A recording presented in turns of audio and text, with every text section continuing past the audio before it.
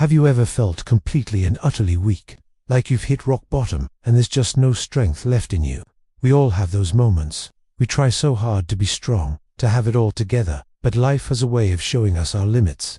We feel weak, physically, emotionally, and spiritually. In those moments, it's easy to feel like God is distant, like He's disappointed in our lack of strength. But what if I told you that it's in those very moments of weakness that God's presence is the strongest? Think about it. The Bible is filled with stories of ordinary, flawed, and often weak people who God used in extraordinary ways. Take Moses, for example. When God called him from the burning bush to lead the Israelites out of Egypt, what was his first reaction? He said, "Who am I that I should go to Pharaoh and bring the children of Israel out of Egypt?" He felt inadequate, unqualified. He even pointed out his own weakness in speech, saying he was slow of speech and of tongue. But what was God's response? He didn't say, "You're right, Moses, you're too weak, I'll find someone else." No, God said, "I will be with you." God's presence was the answer to Moses' weakness. It wasn't about Moses' strength, it was about God's power working through him.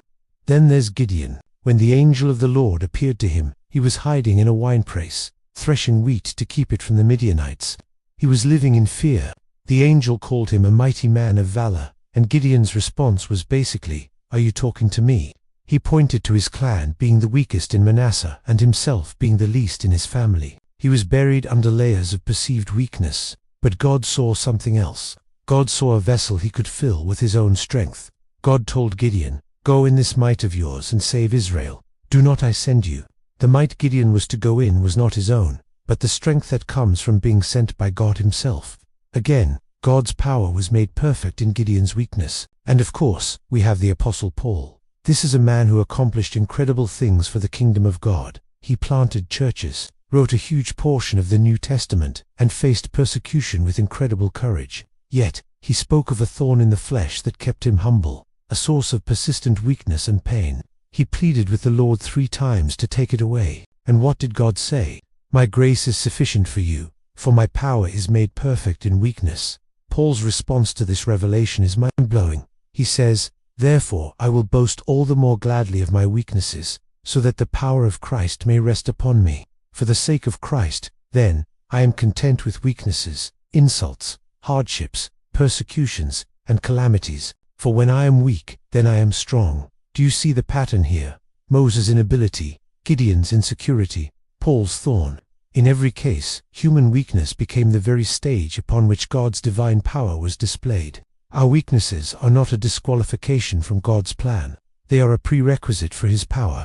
When we are strong in ourselves, we rely on our own abilities. We think we've got it covered. But when our own strength fails, when we are at the end of our rope, we have a choice. We can either despair, or we can look up and realize that we are perfectly positioned to experience the strength of God. Your weakness is an invitation for God's presence to become real in your life in a way you've never experienced before. Maybe your weakness today is anxiety, a financial struggle, a broken relationship, or a health issue.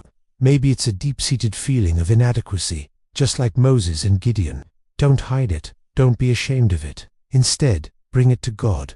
Acknowledge it. Like Paul, you can even learn to boast in it, not because you enjoy the pain, but because you know it's the very place where Christ's power will show up. When you feel weak, that's when you are truly strong, because you are no longer relying on your own limited resources.